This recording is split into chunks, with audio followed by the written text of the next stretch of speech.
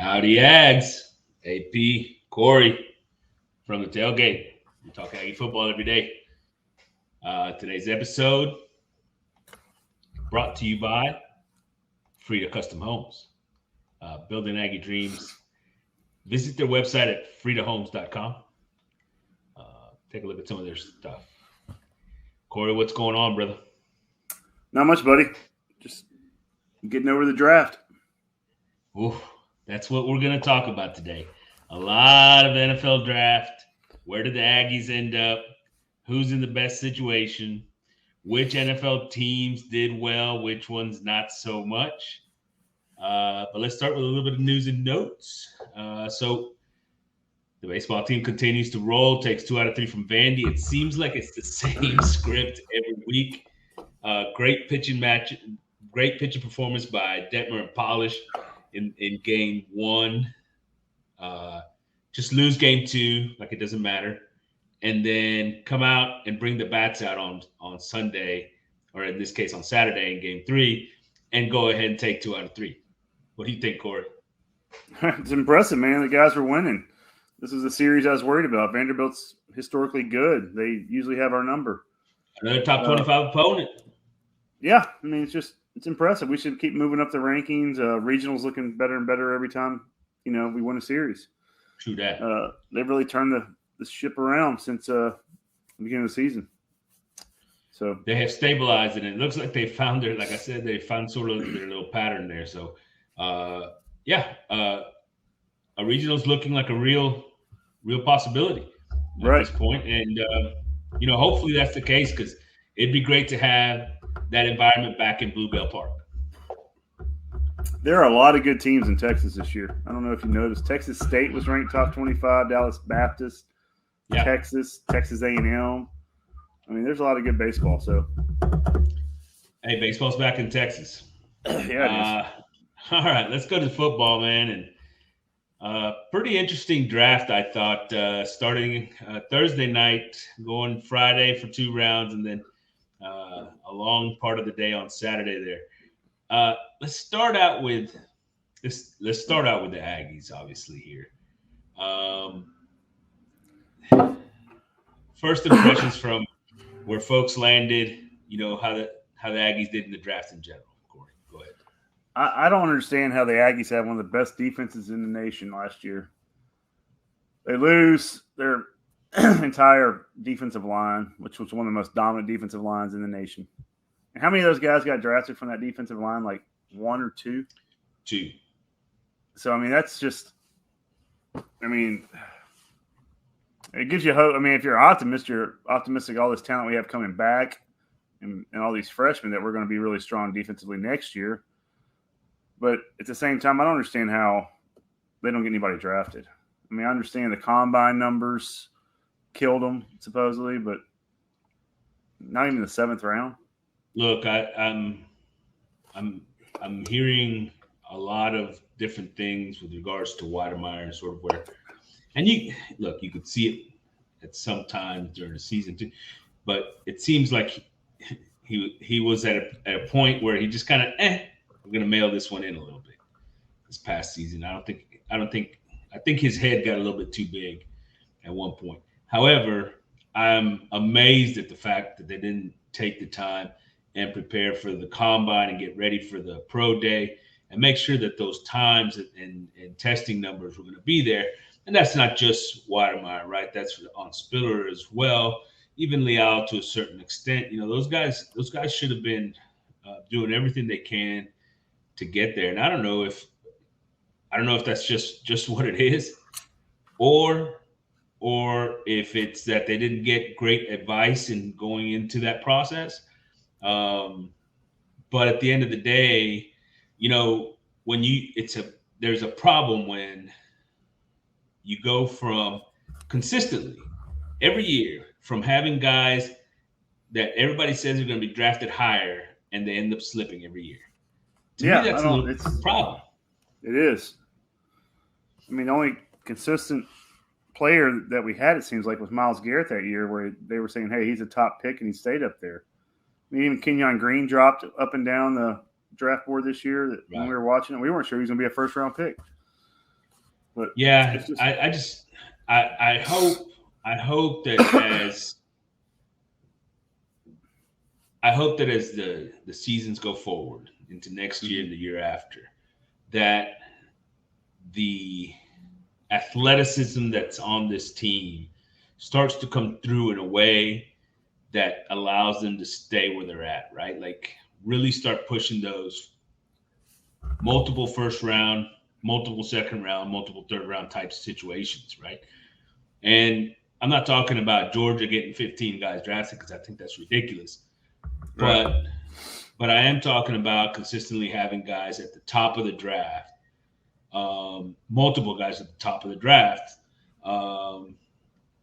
and being recognized as a team that has that level of talent, because I think that's part of it too. It's almost the image of A&M where, look, I know they haven't won it. They haven't won yet. Big thing.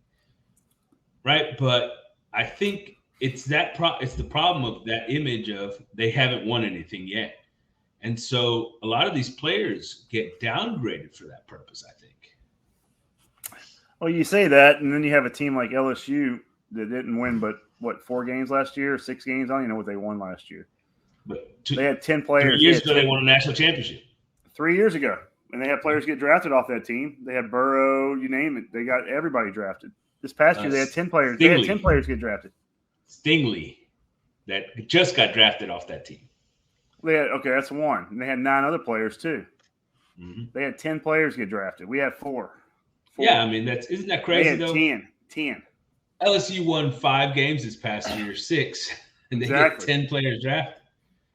I mean, that's just a great coaching job at Ed O, by the way. I mean, if you got 10 players get drafted and you win 4, 5, 6 games, whatever it is, that's a great coaching job. I also think, and you know, we'll get into a little bit more in depth on where the Aggies landed and everything else.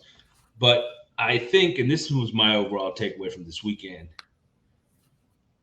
there's a lot of NFL people that are not really smart, as it turns out. Yeah. Look, you can look on this podcast. Right. Yeah. But you look at it, man, and for years now, it's happened. It happens every freaking year.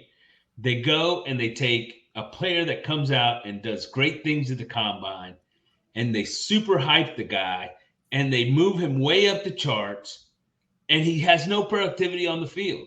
And Number they 1 take pick him overall. And unbelievable. I'm sitting here thinking, I really think that that's a thing by the Michigan team and from the Detroit Lions that Jacksonville just got railed over. They just got run over by them because they're like, man, this guy Walker, he's really that good. He's really that good. We'd take him. They wanted Hutchinson the whole time. It's weird. They wanted Hutchinson. I don't understand it, man, because and not to take anything away from Walker, you know, who's I'm sure a great person and whatever, an athlete, and all those things. But the guy didn't produce on the field. And everybody wants to say, well, he had all this greater talent around him, so he didn't get it done. With better talent around you, think it'd be easier to get the damn job done, right? You think? I mean, that guy should have been a end of the first round type of draft pick.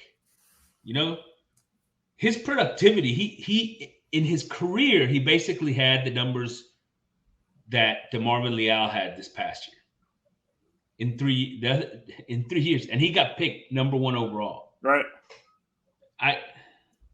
But you know what?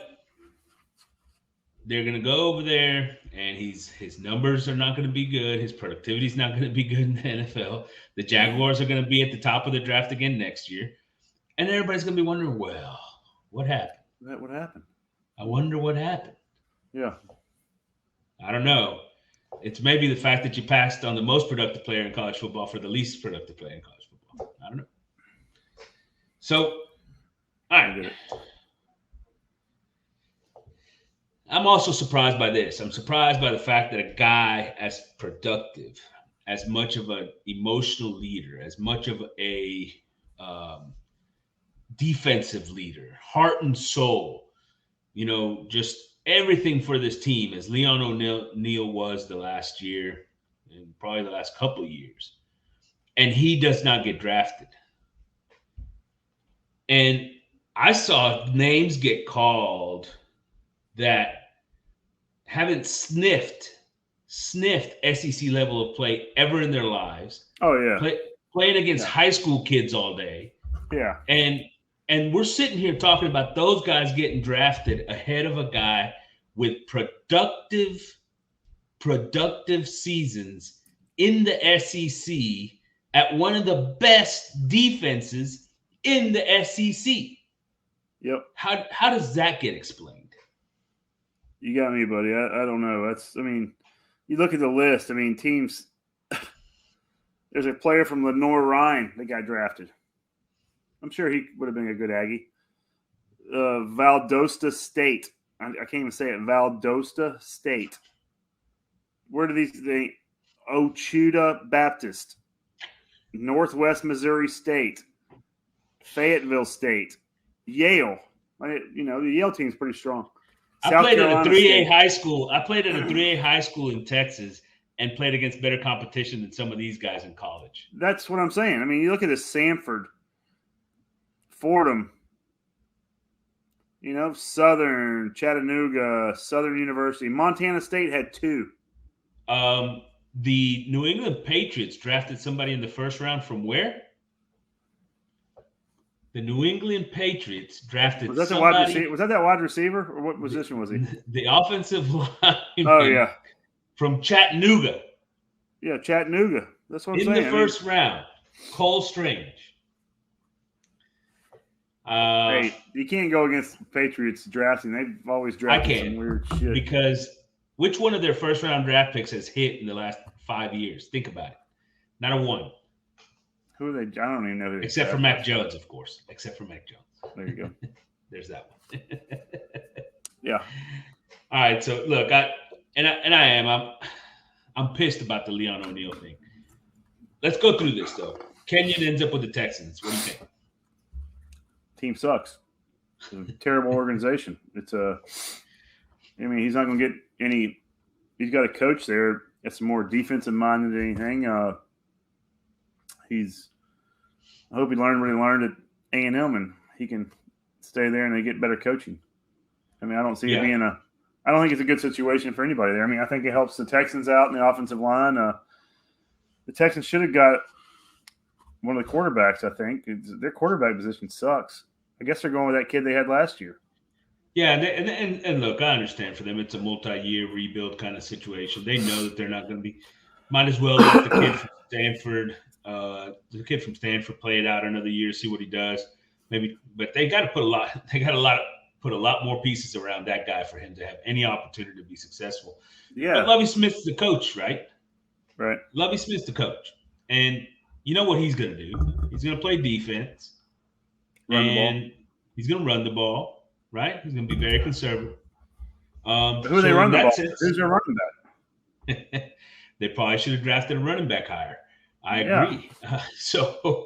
But in one sense of things, you're sitting there and you're talking about the fact that that's a good thing, right? Being in that environment for Green is a good thing, except for the fact that they haven't been known to develop their offensive linemen. Not at all. So now, what makes you believe that today they're going to start doing that? And that to me is the question, and the reason that I don't know. I don't love where he ended up.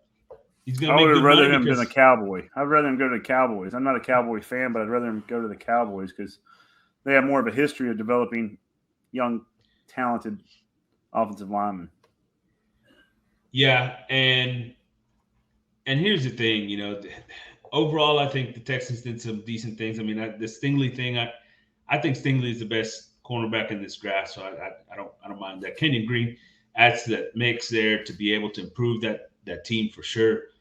But he needs somebody that's going to really focus on his technique, right? He's not a technician by any means. He's an all-force, all-power kind of guy. And somebody needs to take him and reel him in so that he quits missing blocks and whiffing on things because he's too aggressive. You see what I'm saying? Yeah. They should have. I think they should have traded some picks to Texans and got more picks. They have a lot of holes on that team. A lot. They do. Hey, look, I wish him the best there. And look, he's going to be starting day one. That's the one thing he doesn't have to worry about. He's going to get playing time. Oh yeah. So maybe he just takes that playing time and does something with it. And I wouldn't doubt that with Kenyon, who's a worker, and he's one of those guys that's just going to continue to grind. So right. If anything, I think it's a good pick for them. I don't necessarily think it's a great destination for him. Right. Second guy to get drafted was Lsu. Which we thought he'd be the second guy to get drafted. We didn't know that it would be all the way down in the third round. Yeah, that's about right. Yeah. So, it's a good situation. It's what we talked about. Situational football, getting drafted later by a better team, a better situation. It's good for him. Pittsburgh Steelers. I mean, hey, they're known as a defensive team. One of the top defenses in the league, year in, year out. They're always adding pieces to it. It's good for Lsu. I think they're going to use him right. If he would have gone to somebody like the Texans, it'd be what we just said. This is like the opposite of what we just talked about with Kenyon Green. Exactly. Right? The exact opposite, yeah. Because Liao's probably not going to be day one starter for this team. They've got guys in the defensive line that are taking reps that are pretty good. Yeah. But he should be a part of the rotation. Oh, yeah. But it's a phenomenal organization that does great things with those defensive linemen and gets them better and better and better and better. Yeah. I mean, he's a first-round talent that they got on round 3. That's a great draft right there. Just right there. That one pick is a good – you get a guy like that. I agree, man. I agree. I love the destination for Lsu. Yeah. Sure. Do I wish he'd have been a little bit higher? Sure. But you know what? In 3 years, when he gets his first contract, that's when it's going to matter. So, this should be a great place for him to go. Just go play. Just go play. Go learn from some damn good, talented defensive linemen and coaches, and like I said, earn your second contract. You know what I mean? And the Steelers, they're going to run more of a 3-4, and he'll be good in that because he's got the size to be, that 3-4 guy, that defensive end that can help with the run and also get pressure on the quarterback. He's a perfect fit for that defensive scheme. Playing more of a head-up 5, maybe even an inside, a 4-eye kind of shade, inside the tackle shade. And I agree with you. He can do so much there using his athleticism and being able to move inside and out. Right. And he's never going to see a double team because TJ Watt's on the outside. They've got Miles Jack and Hayward and all those other guys. You know what I mean? They got a lot of talent. Yeah, that's going to be good. He's going to enjoy that. I think he's going to have fun there. I think he's going to prosper. So the next guy to get drafted, you wouldn't think, but it was Clemens.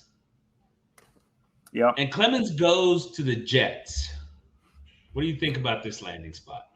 Honestly, that's going to be a TBD because I'm not sure about what the Jets are looking like. I mean, I think they did good on their offensive side of the ball, drafting-wise. They got some pieces over there, helping out the quarterback a little bit. I think they took a receiver. I have to go back and look at their draft, but that's so they got Garrett Wilson out of Ohio State, maybe the best receiver.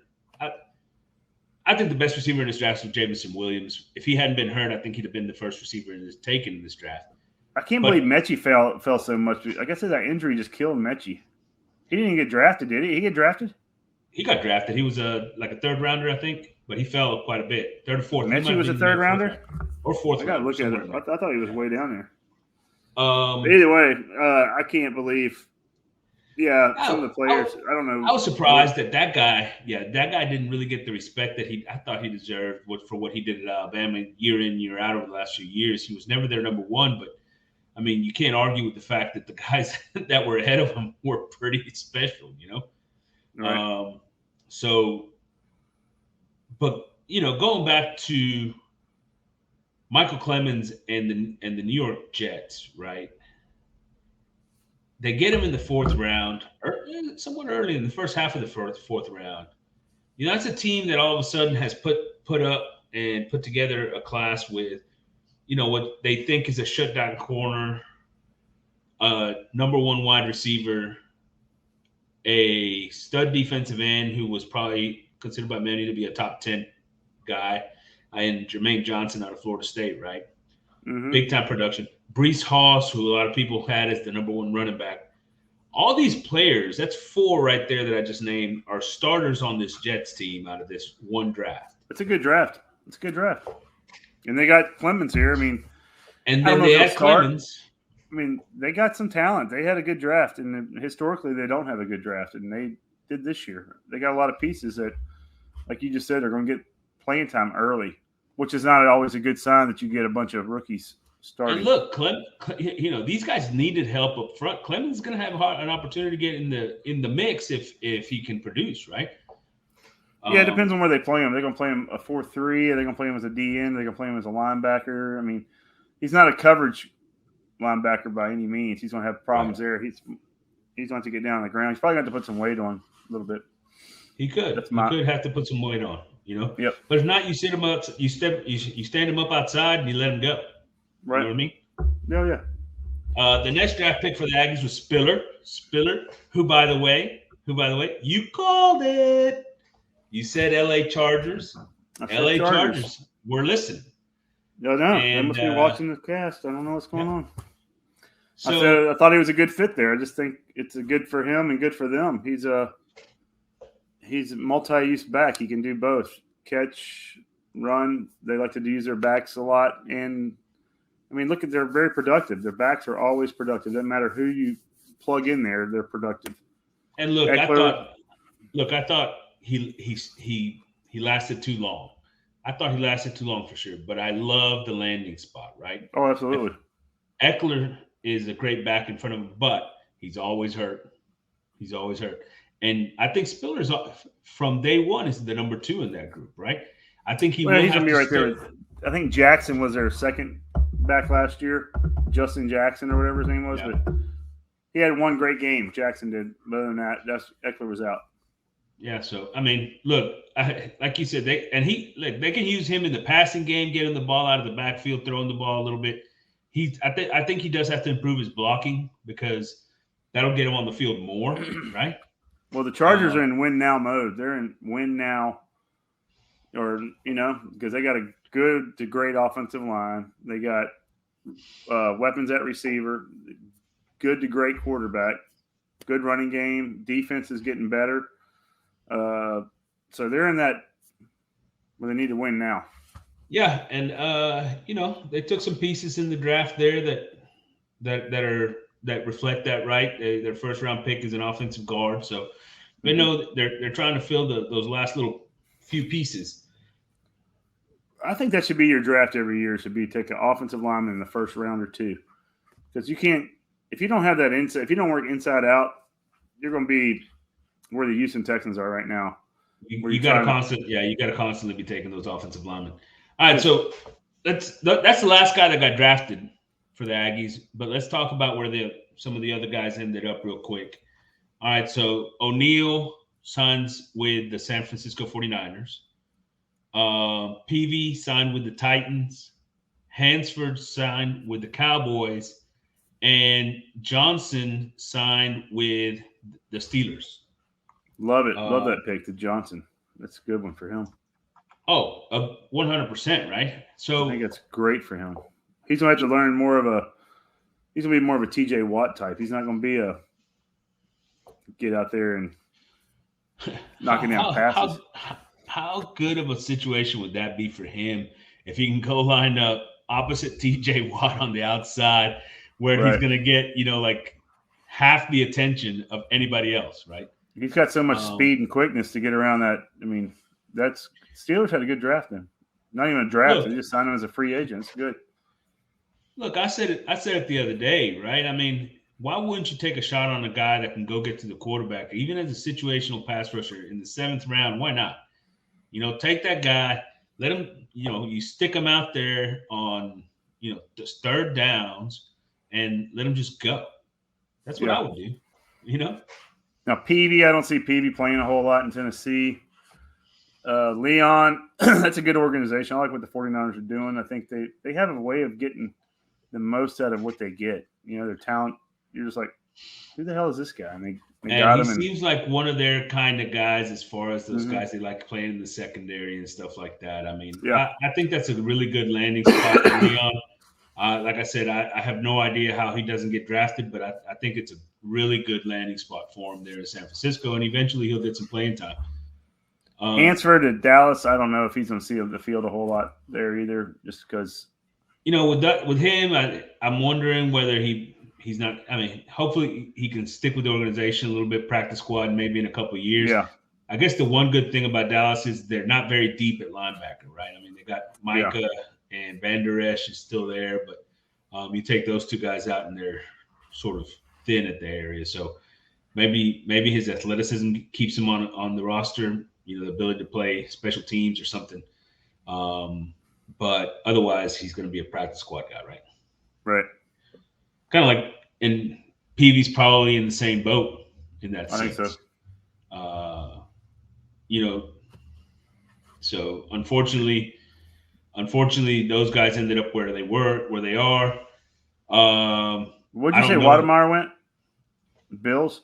To the Bills, which is also interesting, right? Because I think he probably gets lost in the depth chart over there. Unless he can just absolutely rededicate himself to his craft and just come out and work. Right. I mean, that's a team. I haven't seen that. If he can stick on that team and Isaiah's on the Chargers, I think they have the two best chances of getting a Super Bowl ring of anybody. Hey, yeah, if you can be on the roster for the Bills, you're going to get you could probably get the ring. I'm not sold on the Chargers yet because their coach is a fucking laughing stock. So, all right, so that covers where we're at with the Aggies, man.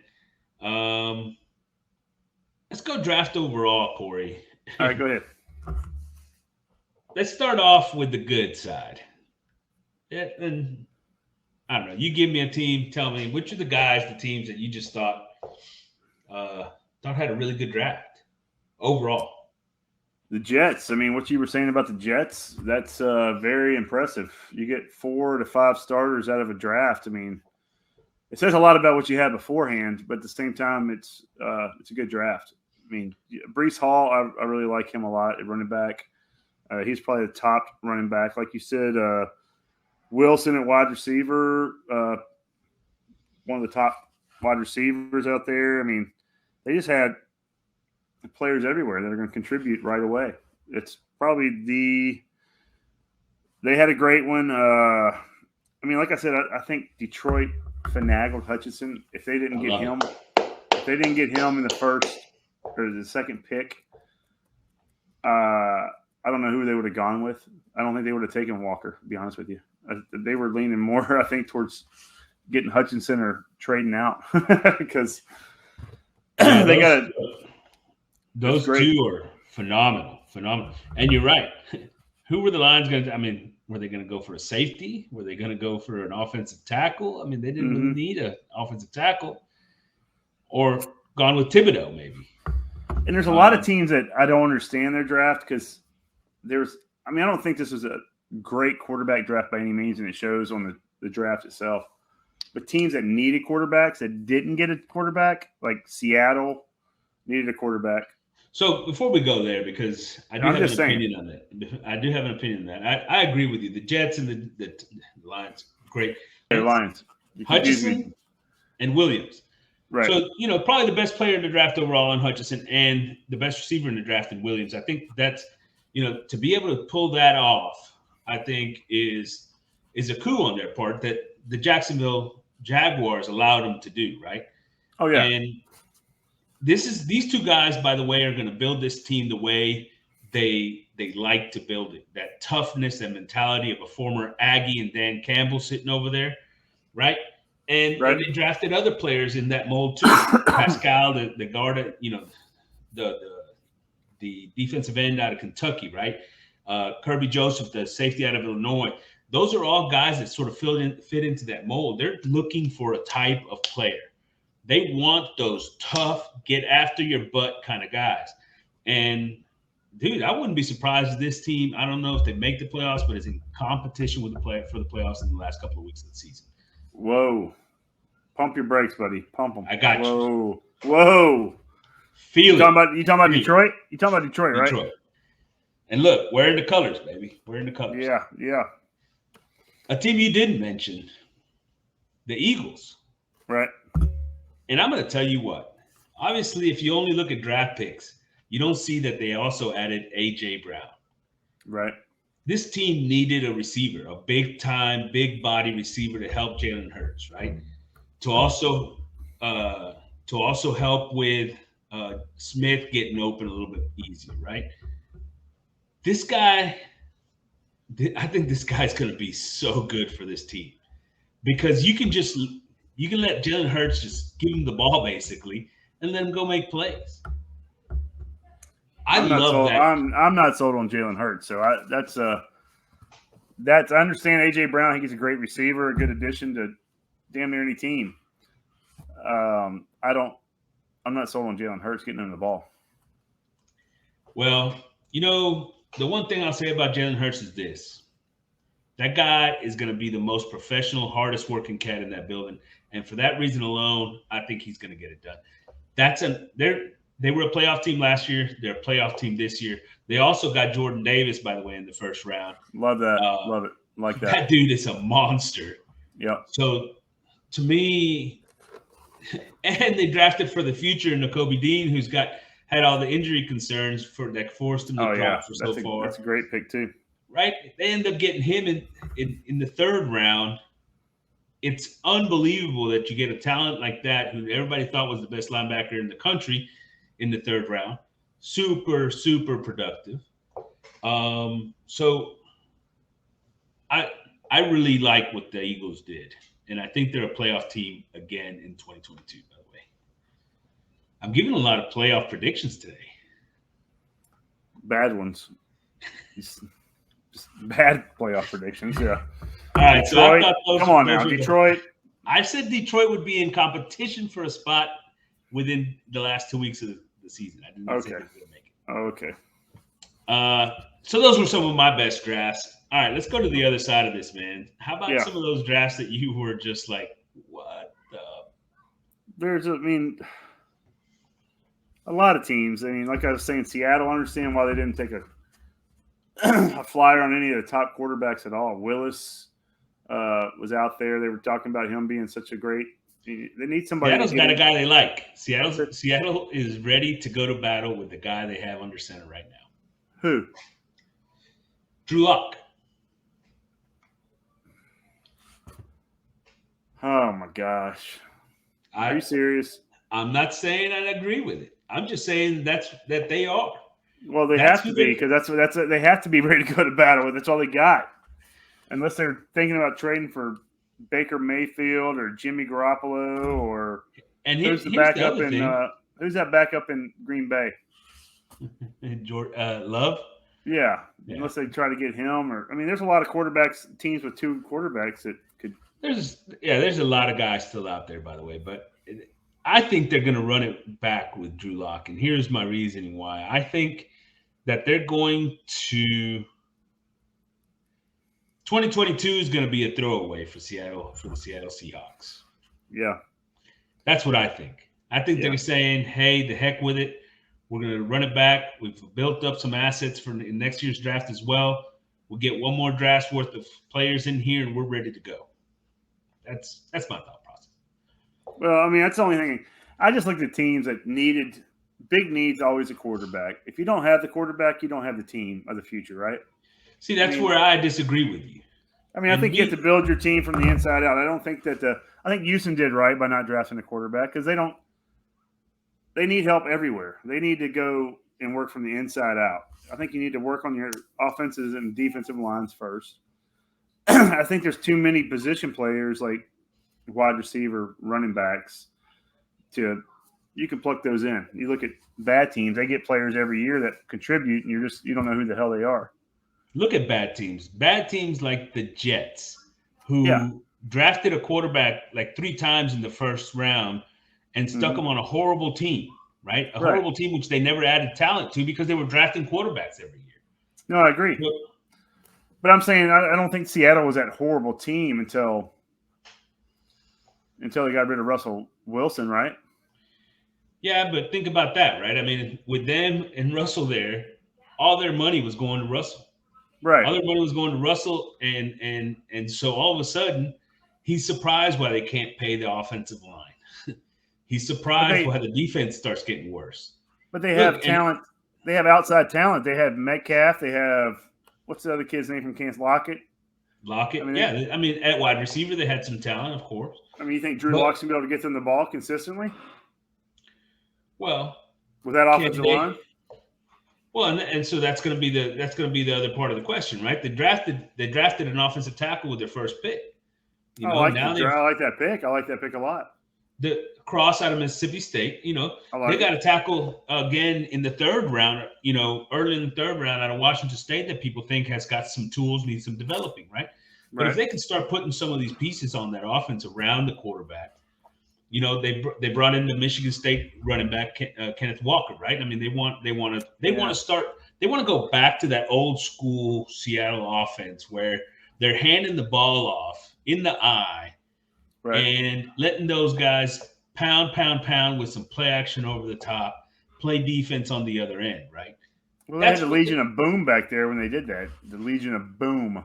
Yeah.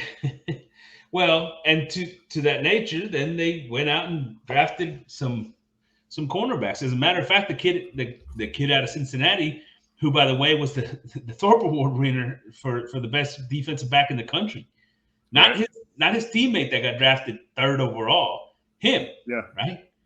And the kid out of UTSA, which tested it through the roof. I mean, the kid ran like a 4.3 or something at corner. So they're going to try to put some pieces in and see if those were later round picks, of course. Hey, I'm not disappointed with that part of the draft. I'm disappointed they didn't take a quarterback at all. Is my thing. Yeah. They had quarterbacks. How late did Willis go? He lasted until the third round? Tennessee gets him in late in the third round. And look, I think that's a great pick on Tennessee's part, right? Yeah. Because Tannehill is towards the end-ish, right? And they're losing confidence in him. So get a young guy that you don't have to force into the mix. Let him learn a little bit. Sort of get himself there. And I'll be honest with you, I wasn't really sold on Desmond Ridder that much. And I know a lot of people liked him going to the Falcons or wherever he went, but I wasn't really sold on that guy. I like Howell better out of North Carolina. I thought he was a better quarterback. But for Atlanta, I mean, at least look, it doesn't matter. You got him late, right? You got him in the third. So yeah. So for Atlanta, it's like, I throw in, That's what all these quarterbacks were now. Is all the quarterbacks were throw-ins except for Pickett. All right, a team that I'll tell you, aside from quarterbacks, right, the Patriots. So the Patriots go out and, they're not going to catch any hell. The reason they're not going to catch any hell is because everybody believes that Bill Belichick is the most genius of geniuses, right? But if you go look back at their track record, especially with regard to their first-round draft picks over the last 10 years, last year excluded because Max Jones so far has been pretty good, they've had some really crappy draft picks. I mean, really bad ones. Which is one of the reasons that they still don't have wide receivers, right? They still don't have wide receivers because they can't figure out how to draft a wide receiver to save their lives. They can't. It's awful. And so they come out here and take Cole Strange out of Chattanooga. And you know what I saw from Cole Strange all week long watching the draft? No. It was the highlights from the defensive tackles on the other side during the Senior Bowl. You know why they were highlights on the defensive tackle side? Because they were whooping his ass up and down the field every time. Right. So – and this is a guy that the Patriots took with their first-round pick. Hey. I expect it to be horrible. And even if the guy ends up being, in 2 years, like a decent guard, whatever, it doesn't matter. Because they could have had him when they picked, in the fourth round for a player that Yeah, other teams weren't even looking at him. Yeah. I hear you. It's just a horrible draft. And that's not to say that, look, later on they get Tyquan Thornton out of Baylor. They probably took him a little bit too high in the second round. I like Marcus Jones, the cornerback from Houston. That defense was really good this past year, had some nice pieces to it. He was one of them. They also had some guys up front that helped. So they've got other guys in there. They drafted Bailey Zappi, the quarterback we talked about. I like him. He's as a fourth rounder. There you go. I like it. So I don't know about the situation there, but I like the draft pick. Yeah, he'll be their backup quarterback over there, and one day he'll be a coach. He'll be the Jimmy G. Maybe they'll sell him. So the Patriots, man, I thought that was one of the worst. I didn't like the Cowboys draft either, to tell you the truth, to bring it back to a little bit more local. And then the other one, I didn't know what the hell the Niners were doing. I just refresh my memory. What'd they do? Well, first, to start off with, they didn't have a first-round pick because of the Trey Lance pick last year, right? Okay. And he hadn't done anything, but he wasn't good enough to take that starting job last year. So that just tells me he's not worth all the fuss. I don't understand what they're doing out there with him right now. They still have Jimmy G. They haven't traded him. And then their best player wants to get traded from their team. And they're about to lose their best player. Yeah. Well, they brought in a defensive end from USC. Now, let me ask you something. Has USC had a great defense lately? Oh, for the Pac-12, yeah. No. Yeah, no. So this is a player, they drafted him, in the second round. And there's guys, productive players out there through this time, including DeMarvin Leal, by the way. But, to me, that's just drafting a guy that doesn't have that production, doesn't have the numbers to back up, the everyday numbers to back up what you can see on the tape. Right. And then in the third round, they draft an LSU running back.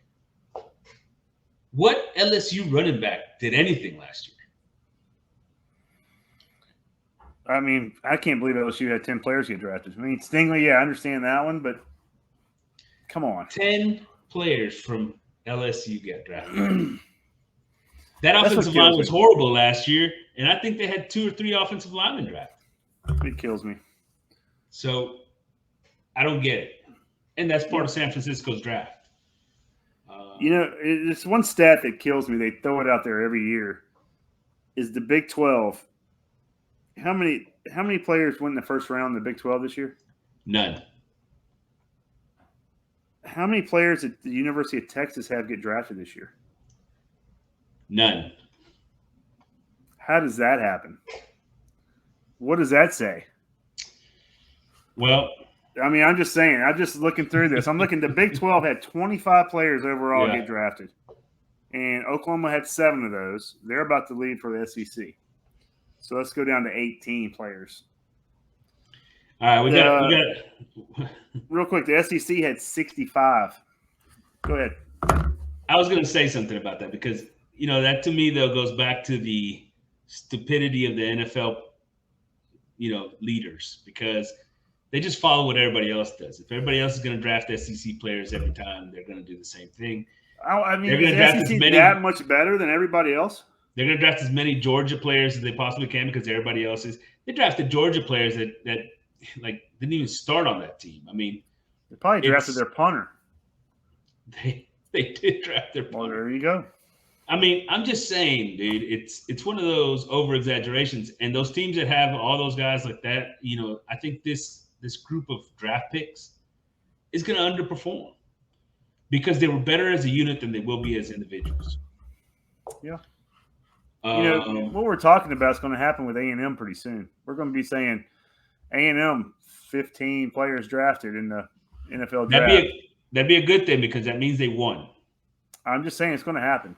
I mean, just look at the talent we had. You don't have that many high-round recruits coming into a system like this. You don't get 15 players drafted if you don't win. Exactly. Well, yeah, you do. LSU did.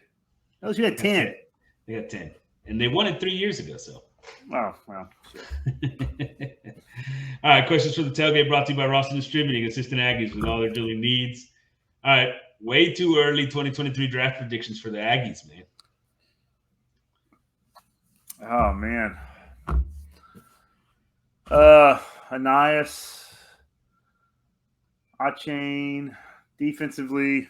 Who's eligible defensively? I'm trying to figure out who's eligible. So you got two so far: Antonio Johnson, Damani Richardson. Is Antonio Johnson? Is he going to be available for the draft after next year? Is he going to be? I thought you had to be a junior. He is a junior. I thought he was going to be I thought he was a redshirt fish last year. He was a sophomore last year, and he'll be a junior. Either way, redshirt sophomore or junior, you can come out. Okay. You have to have 3 seasons. No, I thought he was a redshirt freshman last year. Like he got his redshirt and then played last year as a freshman. I have to check that. I'm not sure. But yeah, that's why I was wondering. But yeah, Johnson. I don't know if either one of the Jones. I don't think either one of the Joneses will get drafted. Well, I don't know if Jalen will come out, but the other Jones is going to be draft eligible. Whether you like it or not, he's going to be draft eligible. I don't think so. Damani Richardson's in there. White on defense will be draft eligible. I don't think he'll go yet, but I don't know. D line, we're not getting in. Nobody's past the sophomore, are they? On the D line, who's offensive Jackson line McKinley? wise, maybe McKinley. If McKinley has a good year, monster. He'd have to have a monster year, I think. Offensive line, I don't know of anybody that's going to. The only one really that's eligible. The only one that's eligible, probably Trainer. Oh, Robinson. Yeah. Max Johnson will be draft eligible. I'm just trying to think of. We don't have a really old team. Preston, Lane. We already said Anias. Preston might get picked up by some team. I just like his, but he's not even a top 3 player on our team right now. So really, we're talking 4 guys, right? Yeah, probably. A-Chain, Anias, and Antonio and Richardson, right? Yeah. Maybe McKinley Jackson if he has a big year to get drafted next year. That's pretty much it. What about our kickers? Oh, the punter could. Yeah. There we go. All right, so we talked about the Aggies that got drafted and got signed. How many of those guys make an opening day roster? Actually on the field. Not starting. All but 2. I don't think Peavy and Hansford will be the 2 that I think will be left off. I think Peavy will be Jameer Johnson, right? Jameer Johnson, who last I saw didn't have. Well, I didn't count him because he didn't sign with anybody. Yeah. Oh, Wademeyer might. Now that you say it, Wademeyer might have a hard time if he doesn't get his head on right. Yeah. But I think Leon will stick. I think Ty will stick. Who else? Who am I forgetting? Then you got Kenyon Spiller and Liao, obviously. Oh, they're all fine. Yeah. No, I agree with you. I think it's those guys. Unfortunately, I sort of also agree about the Watermeyer thing. I'm not sure he's on the opening day roster. They've got a tight end and another guy that they just brought in recently, so it's going to be a hard battle for him. Yeah. Any of those guys are actually starting for their teams? Which ones? Any of them. Kenyon will start. Kenyon start, no doubt. Leal, I got to look at the Pittsburgh roster real quick to see what they have on their D line. I think he's in rotation, but I don't think he's starting. Yeah. Yeah, I think he'll be almost. I think Pittsburgh has what A&M has. They have a lot of talent at both levels, so he might start and get a lot of time. He'll get a lot of playing time. Him and Spiller, I think, are probably in that boat. Clemens might. I'm not sure what their situation. Isaiah won't start over Eckler. No. I'm not sure what San Francisco's situation is in their defensive backfield. He'll be in the mix as a special teams guy in the first year, but But I mean, I'll tell you, that's what gives me so much optimism about this Aggie team next year. Because I mean, we lost these guys from a great defense. We still have, I think, in my mind, I think we're better off now than our future. I like our D tackles a lot. I mean, don't get me wrong, I like Leal a lot. Peavy, I wasn't real high on Peavy anyway. I like Clemens Johnson a lot on the outside. I like what they did. The thing about those guys is how incredibly reliable they were as upperclassmen, the experience that they brought with them, right? I'll tell you what, Alejo, mark my words. In a couple months, you won't even be saying Peavy or Johnson. You'll be like, damn. That's what I hope you're right. I hope you're right. I'm right. Just like the Spiller thing. I'm right. Gig 'em Aggies. AP, Corey, signing out from the tailgate.